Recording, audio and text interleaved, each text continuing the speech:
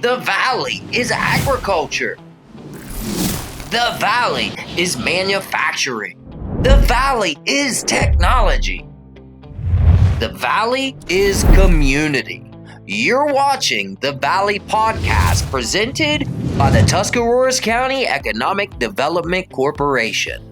Okay, so this is the first episode of the Valley Podcast, and I am JC from the Tuscarawas County Economic Development Corporation. And with me, I have Commissioner Abbuhl and John Kelly, also with the Tuscarawas County Economic Development Corporation. We're going to get to know these guys first and foremost, so let's just hop right into it. First question.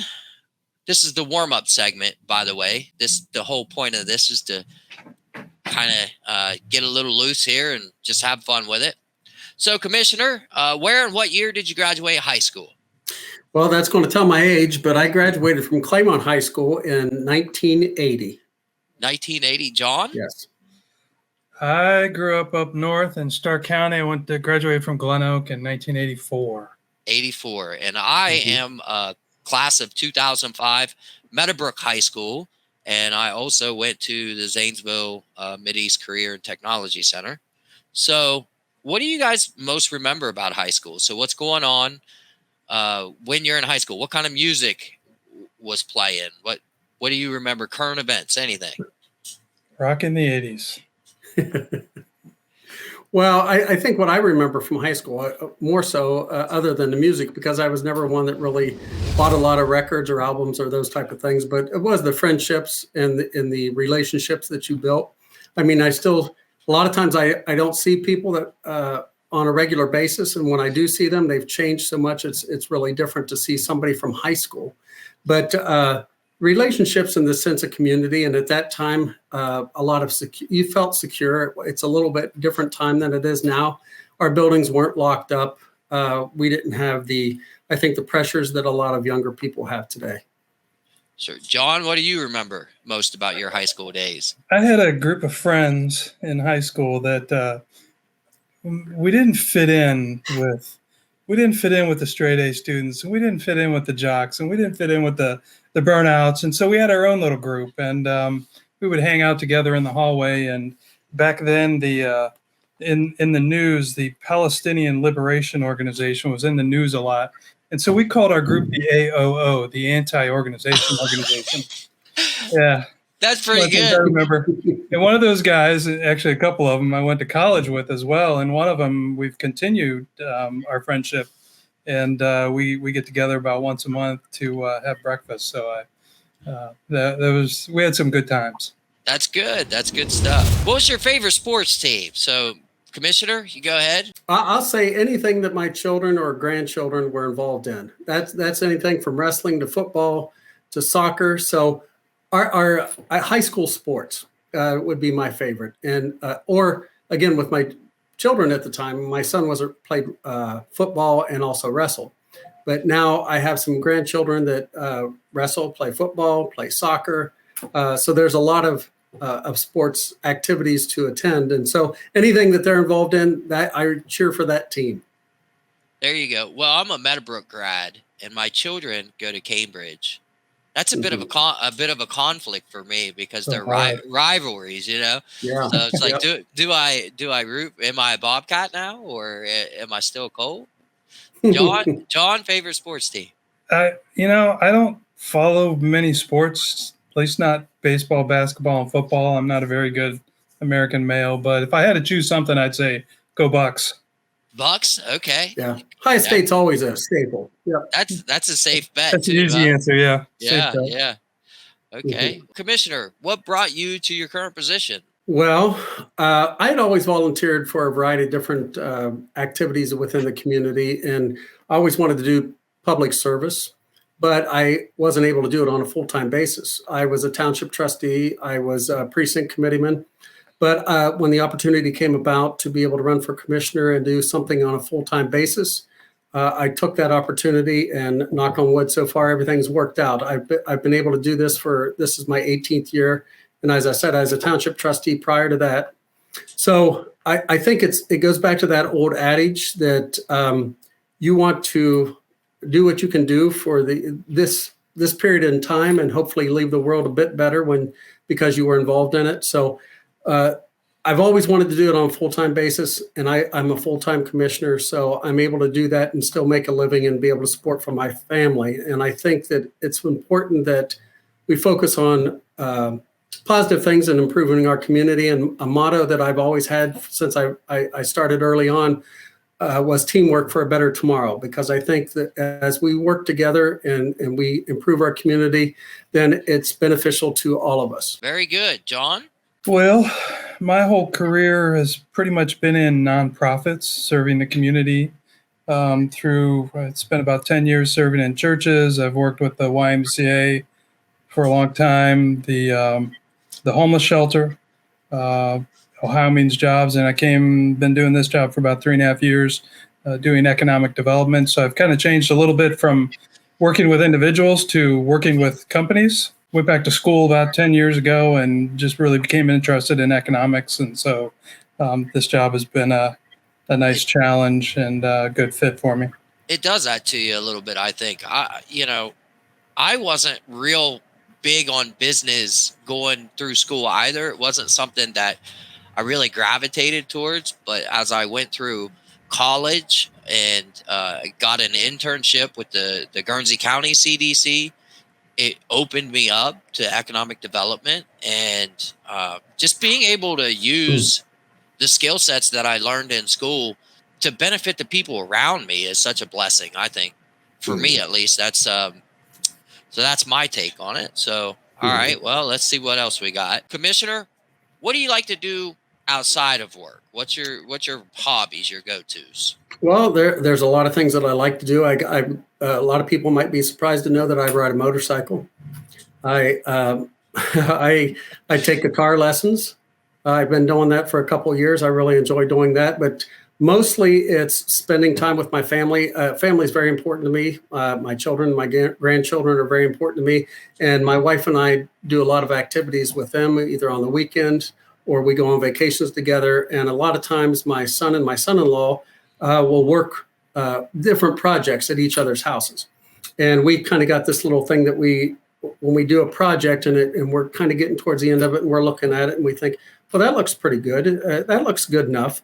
So we kind of dubbed ourselves Good Enough Construction. So when we save a lot of dollars by doing a lot of projects ourselves, but even if it's doing a work project, I still enjoy the time to be able to spend with my son and my son-in-law doing those type of projects. And again, like I said, we call it Good Enough Construction, but it's good quality time that I can spend with my son and son-in-law doing those type of projects.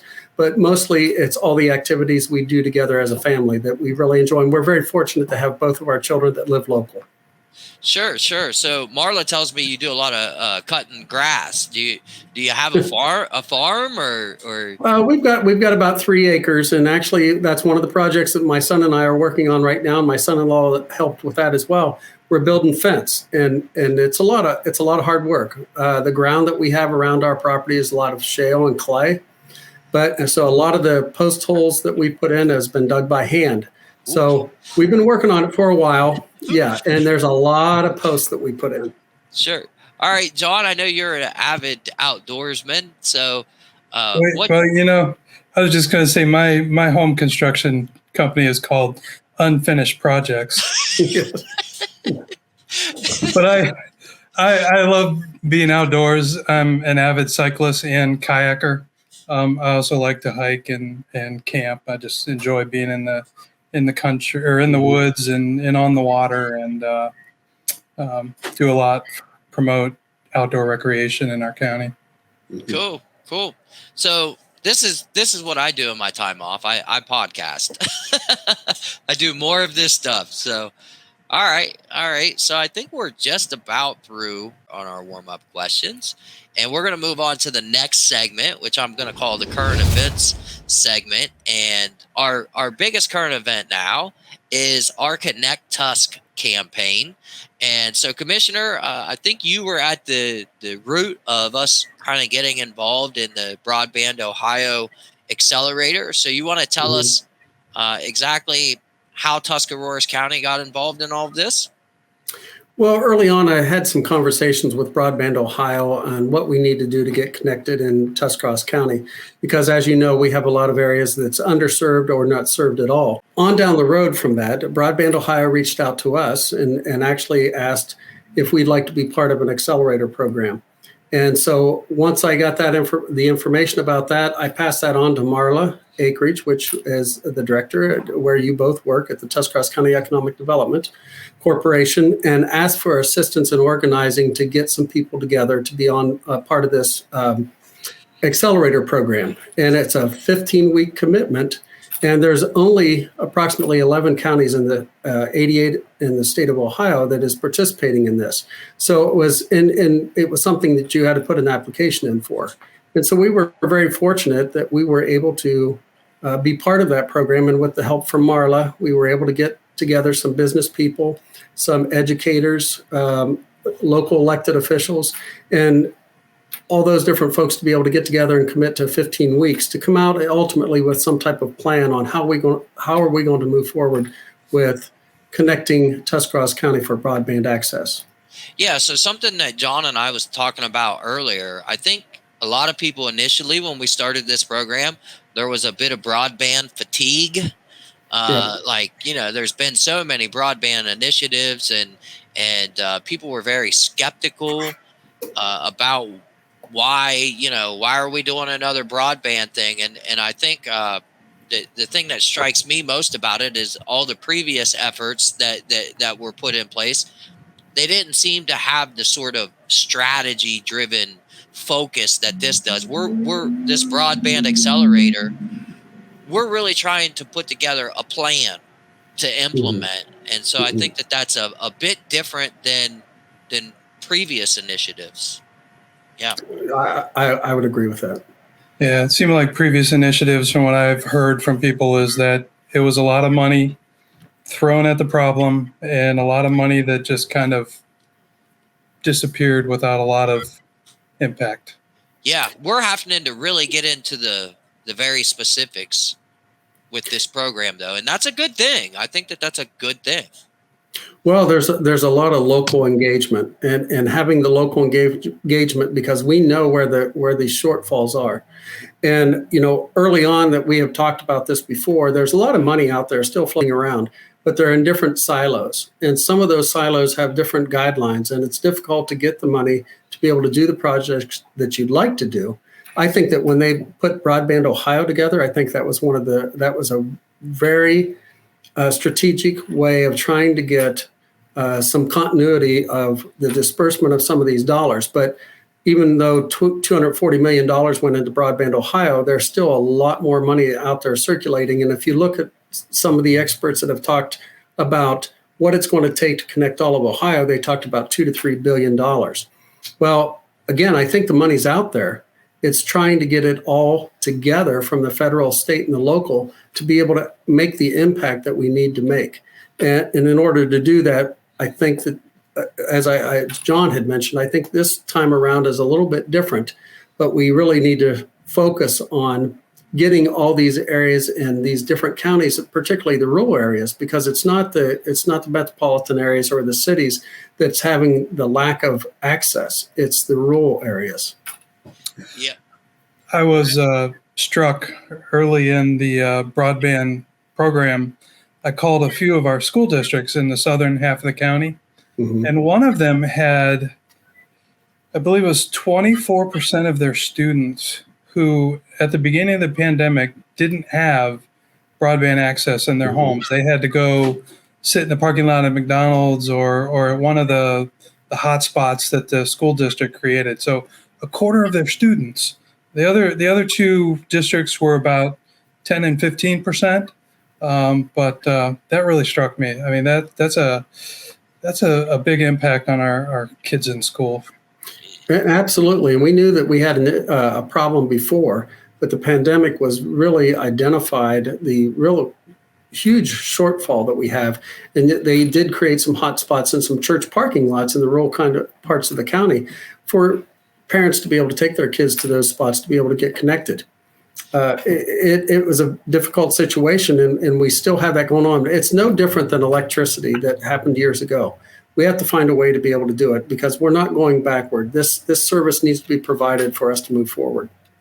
Yeah, I agree. I think one of the things that we've seen, especially with the pandemic and so on, is just how important broadband is. A lot of people are now even getting, having their medical appointments done on broadband. They're talking to their doctors through broadband. So it's truly an essential service. It's a utility, like you said. Exactly. Yep. So let's talk about who else is involved in this program that we're in. We've created the Connect Tuss campaign here, but that's really our advertising or marketing effort to really promote the survey and whatnot that we've come up with as a result of this. Some of the other players involved here, Commissioner.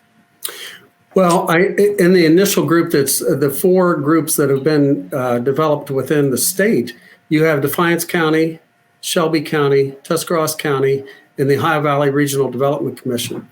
So again, we were fortunate that we was one of those 4 groups to be able to get part of this program because it is a pilot program. They want to see how we're going to function after the fact.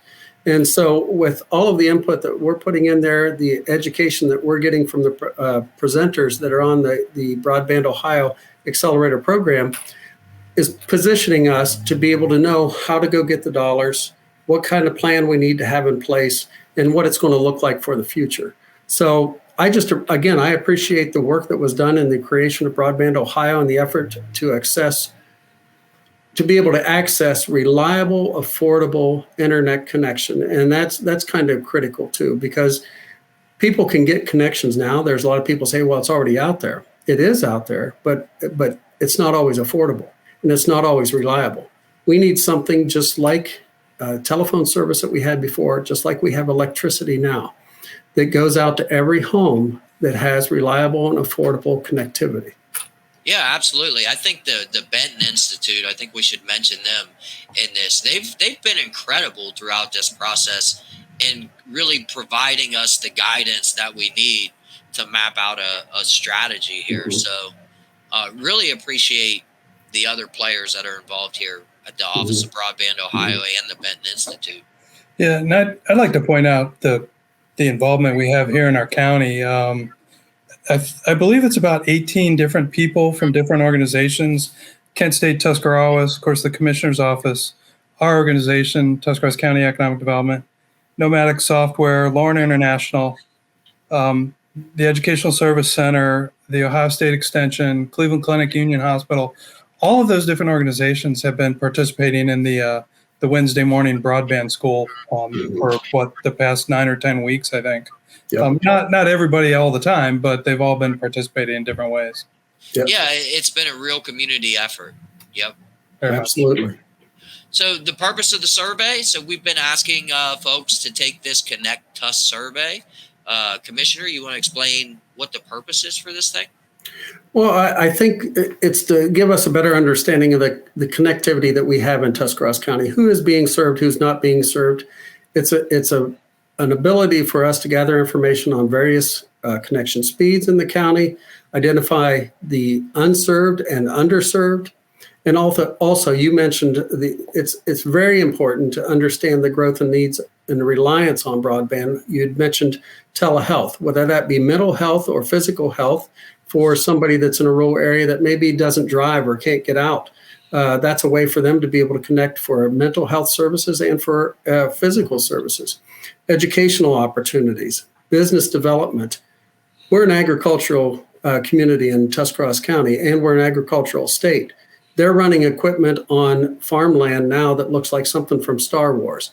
And for them to be able to operate those type of things, and the easiest for people really to identify with, they have the milking parlors. They'll have cows come into the milking parlors. Those cows know where to go, and they get these automatic hookups. They know how much milk they produce. They know how much feed they need to feed them. And all of this is done by computerization. So that's just one example, but they have equipment that's going out on the field now that determines device will go all over the field, and it'll determine on where is the soil needs some more fertilizer.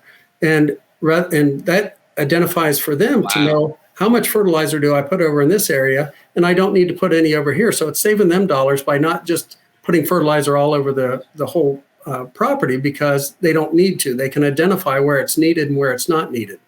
Yep. They do the same thing with pest control and with weed control. These machines go out and they can identify where there's an issue, and they can use the pesticide or whatever it needs to get rid of the weeds in the area. It also connects community and families. And again, I think it's vitally important that we have connection there, for not only for our families' connection, but for the mental health of some people that can't get out. So I think building the relationships with organizations and like Broadband Ohio and all those that can help us to be able to make this access available, it's not a luxury anymore.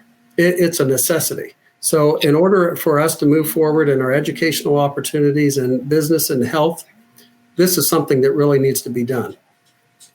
Yeah, I want to reiterate, modern day farming is very internet connected, all the machinery and equipment. And I'm thankful the Farm Bureau, local Farm Bureau, is helping us to promote the survey. Mm-hmm. And I found out we have about 1,100 farms in Tuscarawas County. So that's a lot of farmland. Yeah, it is. Yeah. That is. Yeah. So the survey, there's a internet speed test, and I think it's important to kind of touch on that a bit. You know, with this survey, we're hoping to get the data. It's market research. You know, mm-hmm. anytime that you're going to implement or execute a strategy, you want to first go in and you want to conduct market research. And so that's what the whole Connect Tusk campaign is. That's really what we're aiming at here. And really, we just want to identify the places in the county that are in need of internet services. So people, where can they find the survey? This is a pretty simple, straightforward answer here, and I'll go ahead and cover it for us, guys.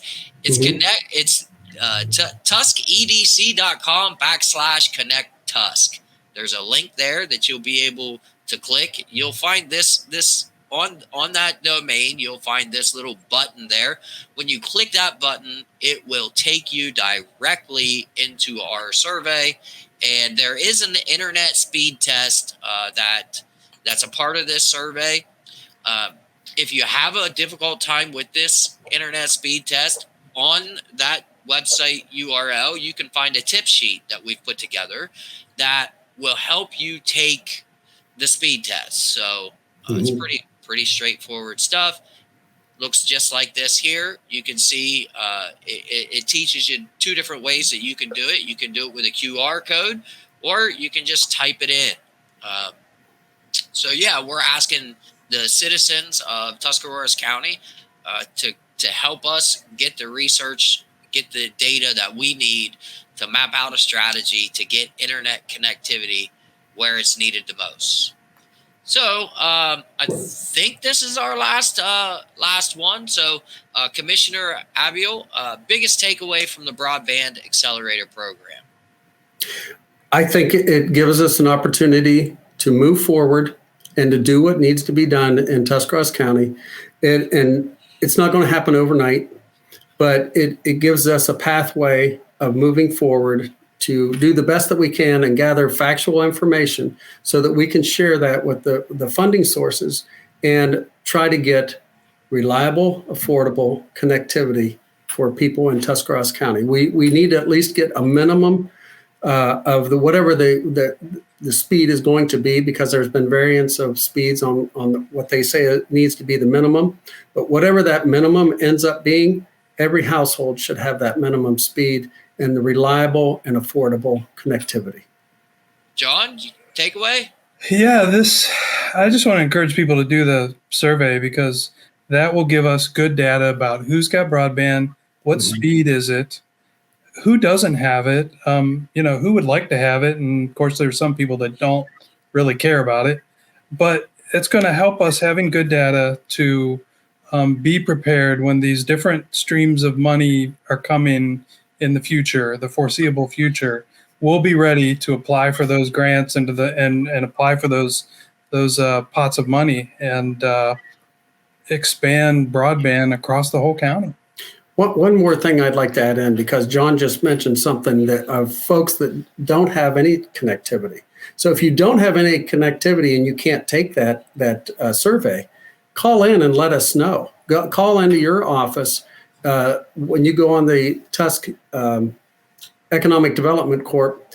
There's a phone number there. If you don't have any type of connectivity, they need to make a phone call in and say, we don't have any access at all. So they can't take the survey if they don't have access to be able to take it. So there's a number of people that are out there, and hopefully we can gather that data to be able to use exactly the way John had just described. Yeah, and there are some paper versions of the survey at the Tuscarawas County libraries around the county, the different branches.